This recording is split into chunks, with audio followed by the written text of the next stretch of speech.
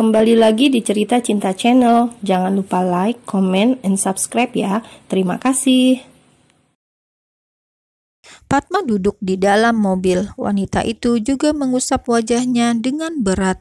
Dia ingin menjauh dari Guntur, tapi Kenny begitu bahagia bila dekat dengan papanya itu. Ia terlalu egois jika mendorong Guntur menjauh dari mereka.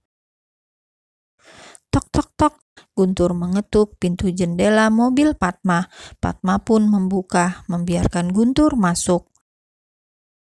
Kalau kamu minta kita melupakan semuanya, aku akan mengatakan tidak bisa. Jadi jangan harap aku akan menyerah. Untuk terakhir ini, aku minta kamu beri aku kesempatan. Kesempatan yang terakhir kali, kata Guntur yang kini sudah duduk di balik kemudi. Fatma menatap jendela, bukannya melihat lawan bicaranya, ia terlihat acuh. Tapi dalam hatinya memikirkan ucapan Guntur, apakah dia harus memberikan kesempatan kedua demi Kenny, buah hatinya. Aku serius, Fatma, aku ingin memperbaiki hubungan kita. Tidak bisakah kita seperti dulu saat kita pertama kali bertemu? Guntur mencoba meraih tangan Fatma.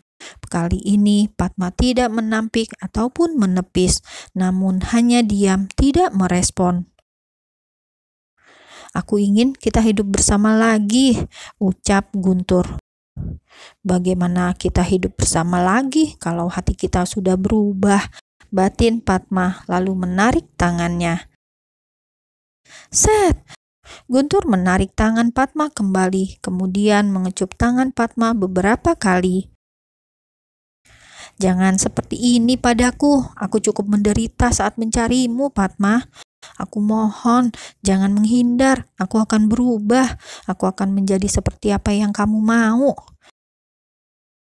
Fatma galau, ia gelisah, apa harus memaafkan Guntur, apa harus memberikan kesempatan lagi. Guntur suka berubah-ubah dan itu membuatnya takut. Jika kali ini pria itu membujuk dengan lembut, Fatma takut lain kali pria itu akan berubah, kembali kasar, egois, dan hanya membuatnya menyesal karena memberikan kesempatan kedua. Maaf, ucap Fatma. Belum selesai Fatma bicara, Guntur langsung saja memeluk wanita tersebut.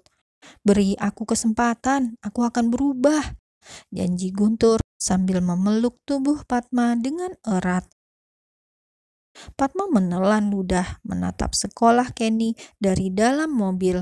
Apakah dia harus memaafkan pria ini? Detik berikutnya, Fatma mencoba melepaskan pelukan pria tersebut. Bagaimana jika kamu masih tetap seperti dulu? Guntur menggeleng. Tidak akan. Bagaimana jika itu terjadi? Bagaimana jika aku bukan satu-satunya? Tidak akan. Bagaimana aku bisa percaya? Kita menikah, kamu akan jadi satu-satunya. Fatma tersenyum getir. Sudah lama aku tidak percaya janji pria lagi, ucap Fatma dengan mata perih.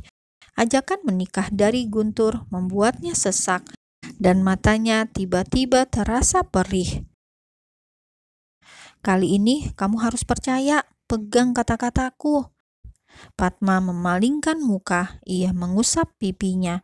Dengan lembut Guntur menyentuh dagu Fatma, mengusap pipi wanita itu dengan perlahan. Aku mencintaimu, Fatma, masih mencintaimu seperti dulu. Tes bulir bening menetes menyeberangi pipi Fatma. Jangan percaya ucapan pria seperti pria ini, gumam Fatma. Tapi dia malah diam saja ketika Guntur mendekatkan wajahnya, sampai tidak tersisa jarak di antara mereka berdua. Fatma ingin menghindar, tapi sudah terlambat. Guntur sudah menangkup wajah Fatma. Kali ini Guntur merampas bibirnya dengan lembut. Jangan luluh, aku mohon, batin Fatma dilema. Fatma menggenggam tangannya sendiri, tapi perlahan tangan yang mengepal tersebut melemas. Aku kalah. Apakah aku akan jatuh ke lubang yang sama? Aku benar-benar bodoh. Padma memejamkan mata, hatinya terus berbicara, tapi tubuhnya tidak bisa menolak. Masih ada cinta di antara kemarahannya. Ketika Guntur kembali menyentuh tepat di hatinya, Padma luluh juga. "Kali ini kamu tidak akan kulepaskan," gumam Guntur sambil terus menyesap sampai dalam. Beberapa saat kemudian, Padma terlihat canggung satu mobil dengan Guntur. Ia bahkan tidak mau menatap Guntur setelah apa yang terjadi barusan. Saat Guntur menggenggam tangannya pun, Padma tidak menarik tangannya lagi, membiarkan Guntur memainkan tangannya. "Padma," panggil Guntur karena suasana dalam mobil sangat sunyi sejak tadi. "Apa kamu melakukan operasi?" tanya Guntur yang mencari bahan obrolan. "Kenapa?" "Tidak, kamu tambah cantik." Padma langsung mual. Pria batu itu bisa gombal juga. "Aku cantik sekarang karena hidupku bahagia," jawab Padma yang sepertinya masih menyimpan dendam pada Guntur. Meski hati sudah memaafkan, namun melupakan itu tidak mudah. "Jadi kamu dulu sangat menderita," tebak Guntur. Padma diam sebentar, kemudian menatap Guntur yang duduk di sebelahnya. Ia melempar senyum sinis dan Guntur menghela nafas panjang. "Maafkan aku," kata Guntur. Kali ini ia terlihat menyesal. Ia kecup tangan Padma berkali-kali, kemudian menyalakan mesin mobil. "Kita ke apartemen sebentar, aku harus ganti baju." "Antar aku ke rumah dulu," pinta Padma. Ia tidak mau ikut Guntur, apalagi ke apartemen. Meresahkan. "Kenapa? Jangan khawatir, aku tidak akan aneh-aneh." Guntur seakan tahu kalau Padma takut padanya. Padma mencebik, tapi Guntur terus saja menjalankan mobilnya menuju apartemen. Apartemen Guntur. "Ayo, masuklah," seru Guntur saat melihat Padma hanya berdiri di ambang pintu. "Tidak, aku akan menunggu di luar," tolak Padma.